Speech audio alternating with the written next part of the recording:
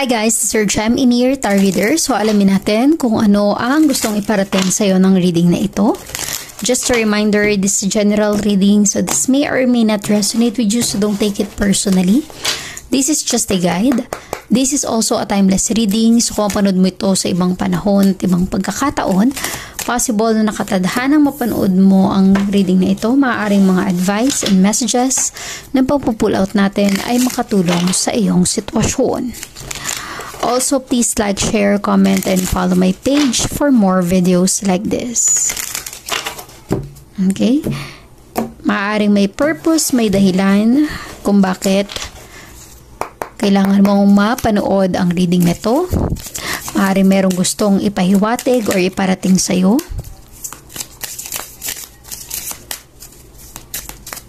Give me some guidance para sa ating mga viewer.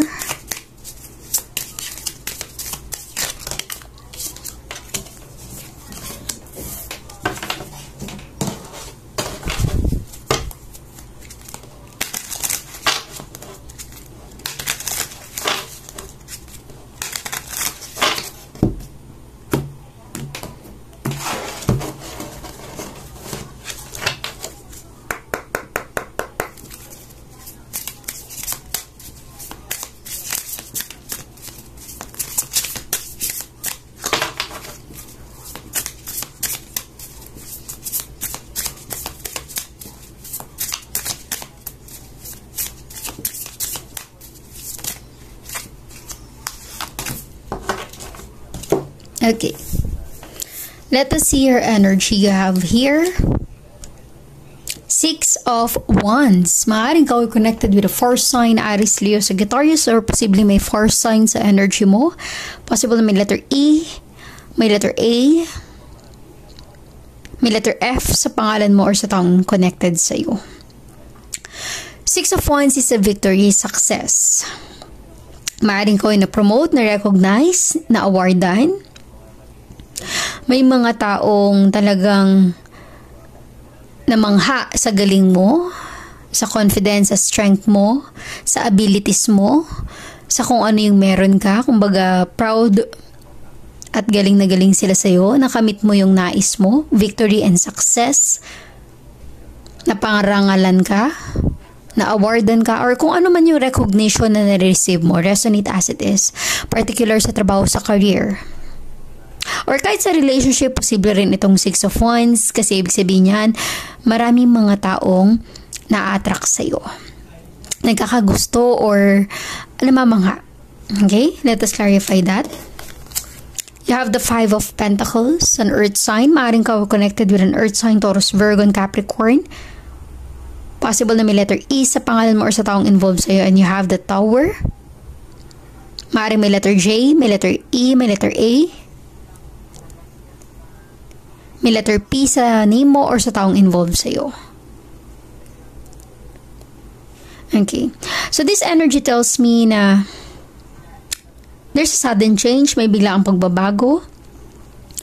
With the 5 of Pentacles, parang hindi naging okay yung kung ano yung naging plano. Tas bigla na lang nagbago ang lahat. Hindi ka makapaniwala, sudden change. Sobrang lungkot, sobrang hirap, pigate, wala man lang nag-abot ng tulong, ng assistance, or wala man lang tumulong sa sitwasyon. Okay? Pero lagi mong tandaan, the Tower energy is a sign na may dahilan yan kung bakit pinagdadaanan mo. Kasi ibig sabihin yan, hindi lahat ng tao na sa paligid mo ay totoo sa'yo. Kasi minsan, nandyan lang sila sa tabi mo pag masagana, maganda yung buhay mo. Nakakaahon ka sa kahirapan. Ang daming umaaligid sa'yo, ang daming pumupuri sa'yo, ang daming nandyan. Gustong maambunan ng blessing. Pero pag nakaranas ng kahirapan, unti-unti silang naglalayuan, nag-aalisan, nawawala sa tabi mo.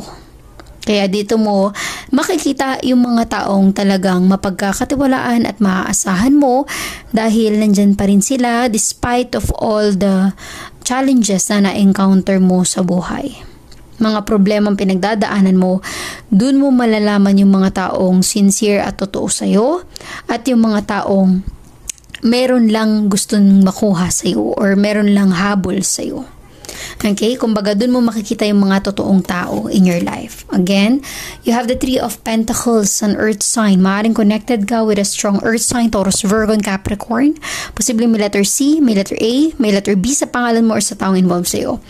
Three of Pentacles is a sign of collaboration. Ibig sabihin yan, sa lahat ng pinagdaanan mo sa buhay, dapat alam mo na kung sino yung mga taong dapat pagkatiwalaan. The Three of Pentacles is a collaboration with other people.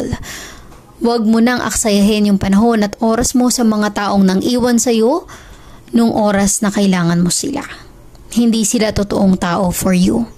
Hindi sila sincere sa kung ano yung tulong na inaabot nila sa'yo. Okay? Nandyan lang sila pag masagana yung buhay mo, pag walang-wala ka na, bigla silang naglalahong parang bula.